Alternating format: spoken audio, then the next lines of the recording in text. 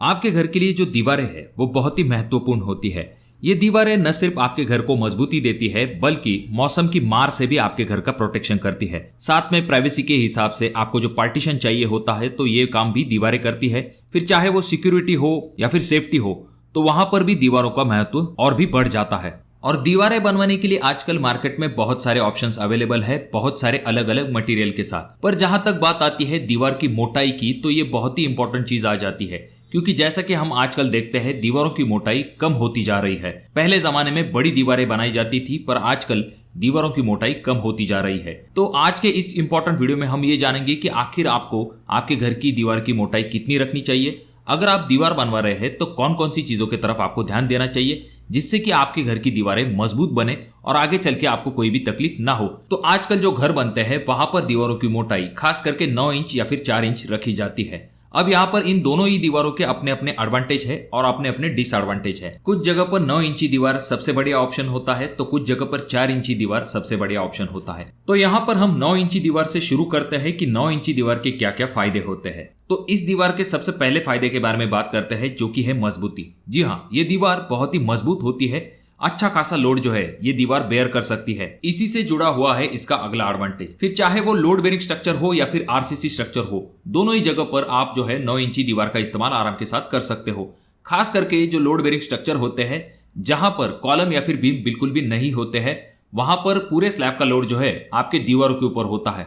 पर 9 इंची दीवार इतनी मजबूत होती है कि उस स्लैब का लोड जो है उसे आराम के साथ सह सकती है। तो जब बात आती है लोड बेरिंग स्ट्रक्चर की तो वहां पर आपको डेफिनेटली 9 इंची दीवार की तरफ जाना चाहिए। अब इस 9 इंची दीवार का अगला एडवांटेज आ जाता है जो कि है वेदर प्रोटेक्शन। फिर चाहे कौन सी भी थिकनेस की दीवार हो, पर जहां तक बात आती है 9 इंची दीवार की तो ये सबसे अच्छा वेदर प्रोटेक्शन साबित होता है आपके घर के लिए। फिर चाहे वो तेज धूप हो या फिर तेज बरसात हो, इन सभी चीजों से अच्छे से प्रोटेक्शन करने का काम आपकी 9 इंची दीवार करती है। नेक्स्ट अगर हम बात करें आपके प्लिंथ के नीचे आपको कोई वॉल बनवानी चाहिए तो डेफिनेटली आपको यहाँ पर 9 इंची दीवार की तरफ जाना चाहिए।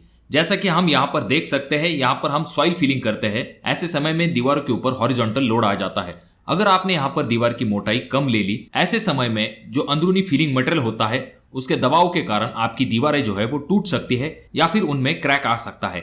इस वजह से अगर आपको प्लिंथ के नीचे दीवार बनवानी है तो डेफिनेटली आपको 9 इंची दीवार बनवानी चाहिए। ओवरऑल अगर हम देखें तो 9 इंची दीवार बहुत ही ड्यूरेबल होती है, साथ में स्टेबल भी होती है। और अगर हम बात करते हैं 9 इंची वॉल के डिसएडवांटेज के बारे में तो यहाँ पर सबसे पहला डिसएडवांटेज ये आ जाता है कि नंबर ऑफ जॉइंट्स ज्यादा होते हैं, जिस वजह से इस दीवार को बनवाने के लिए जो टाइम है वो ज्यादा लगता है। दूसरा डिसएडवांटेज यहाँ पर यह आ जाता है कि दीवार की मोटाई ज्यादा होने के कारण ईंटों की संख्या ज्यादा लगती है, जिस वजह से दीवार बनाने का जो कॉस्ट है वो भी डेफिनेटली ज्यादा होता है। अब बात करते हैं 4 इंची दीवार के बारे में और पहले जानते हैं इसके क्या क्या एडवांटेज आ जाता है। सबसे पहली चीज ये आ जाती है कि नंबर ऑफ जॉइंट्स कम होते हैं, जिस वजह से इस दीवार को बनाने के लिए कम वक्त लगता है। साथ में दूसरी चीज यहाँ पर यह आ जाती है कि इसका कॉस्ट जो है वो 9 इंची दीवार से डेफिनेटली कम होता है। और तीसरा बड़ा एडवांटेज यह आ जाता है कि इससे आपको स्पेस ज्यादा मिल पाती है, क्योंकि दीवारों की थिकनेस कम होती है। इस वजह से अंदरूनी जो स्पेस है वो आपको ज्यादा मिल पाता है यहाँ पर। अब बात करते हैं 4 इंची वॉल के डिसएडवांटेज के बारे में। तो पहला डिसएडवांटेज ये आ जाता है कि जो 4 इंची वॉल है उनकी मजबूती 9 इंची वॉल इतनी नहीं होती है। इसी वजह से जो लोड बेरिंग स्ट्रक्चर होते हैं वहां पर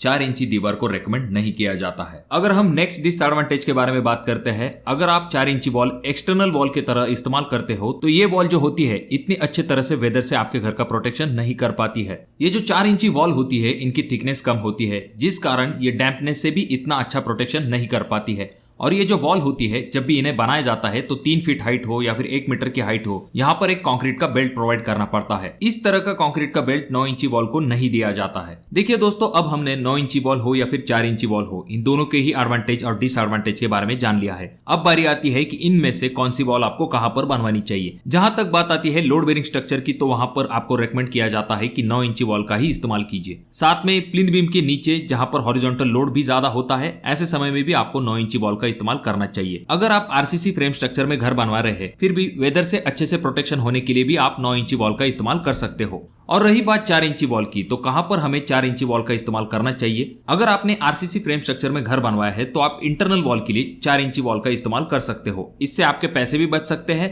साथ में आपको स्पेस भी मिल पाती है। और 3 जगह पर आपको 4 इंची वॉल का इस्तेमाल नहीं करना है। पहली चीज, एक्सटर्नल वॉल के लिए आपको 4 इंची वॉल का इस्तेमाल नहीं करना चाहिए। दूसरी चीज, प्लिंथ लेवल के नीचे आपको 4 इंची वॉल का इस्तेमाल नहीं करना है। और अगर आप लोड बेरिंग घर बनवाने वाले हो, ऐसे समय में आपको 4 इंची वॉल का इस्तेमाल नहीं करना चाहिए। और अगर आप घर की अंदरूनी दीवारों के लिए 4 इंची वॉल का इस्तेमाल करने वाले हो, ऐसे समय में आपको कुछ चीजों की तरफ ध्यान जरूर देना चाहिए। सबसे पहली चीज, 4 इंची जो वॉल बनाई जाएगी तो उससे पहले आपको जो ब्रिक इस्तेमाल करनी है वो अच्छी क्वालिटी की होनी चाहिए। इन ईंटों का इस्तेमाल करने से पहले ईंट को अच्छे से भिगो लेना चाहिए, तब जाकर आपको वॉल के लिए इसका इस्तेमाल करना है। अगर सूखी ईंटें होंगी तो वो मॉर्टर जो होता है, यानी कि जिसे हम मसाला भी कहते हैं, तो उसके अंदर का पानी खींच लेंगी, जिसकी वजह से दीवारें कमजोर हो सकती है। साथ में जब आप इस वॉल को बना रहे हैं तो 3 फीट या फिर 1 मीटर की हाइट पर आपको इस तरह का एक 4 इंच का कंक्रीट बेल्ट जरूर देना है, जो कि आपकी दीवार को मजबूती प्रदान करता है। इस कंक्रीट बेल्ट के अंदर आप 8 mm के 2 सरियों का इस्तेमाल कर सकते हो। साथ में जब भी आप इस वॉल को बनाने वाले हैं तो एक दिन में आपको पूरी वॉल नहीं बनानी है।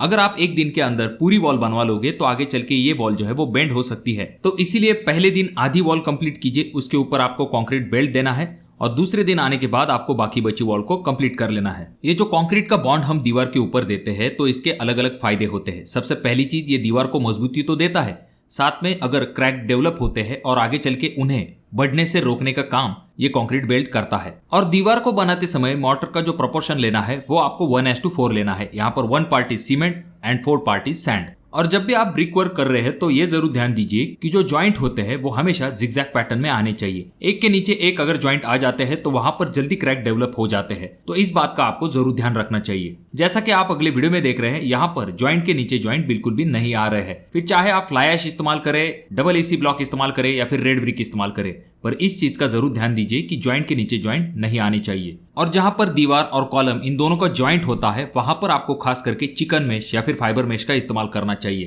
क्योंकि आगे चल के वहां पर क्रैक डेवलप होने के चांसेस ज्यादा होते हैं। अगर आप चिकन मेश का इस्तेमाल करोगे तो इससे आगे चल के क्रैक आने की संभावना कम हो जाती है। और जब भी आप कॉलम के नजदीक ब्रिक वर्क करने वाले हैं, उससे पहले आपको कॉलम को अच्छे से टकाई यानी कि जिसे टाचा भी कहा जाता है, तो इसे कंप्लीट कर लेना है। उसके बाद जाकर आपको सीमेंट स्लरी को प्रोवाइड करना है और फिर जाकर आपको ब्रिक वर्क करना है। ये सब कंप्लीट होने के बाद प्लास्टर से पहले आपका जो ब्रिक वर्क और कॉलम होगा, इन दोनों के बीच में आपको चिकन मेश अच्छे से प्रोवाइड करनी है और उसके बाद जाकर आप वहां पर प्लास्टर कर सकते हो। जब भी आपका ब्रिक वर्क कंप्लीट हो जाता है तो उसके बाद आपको 7 से लेकर 10 दिन तक कम से कम उस ब्रिक वर्क को पानी देना चाहिए, 2 टाइम तक। जब क्यूरिंग पीरियड कंप्लीट हो जाएगा और दीवारें अच्छे से सूख जाएंगी तो जिस दिन आप प्लास्टर शुरू करने वाले हैं उससे एक दिन पहले आपको अच्छे से क्यूरिंग कर लेनी है। और प्लास्टर शुरू करने से पहले आपको हल्के हाथ से दीवार को वापस से गीला कर लेना है। उसके बाद जाकर आपको प्लास्टरिंग वर्क शुरू करना है। इंटरनल वॉल की अगर हम बात करते हैं तो इंटरनल वॉल का जो प्लास्टर थिकनेस होता है वो आप 10 mm से लेकर 13 mm तक रख सकते हो। और जब आपका प्लास्टरिंग वर्क कंप्लीट हो जाएगा तो दूसरे दिन से आपको उसे अच्छे से पानी मारना है।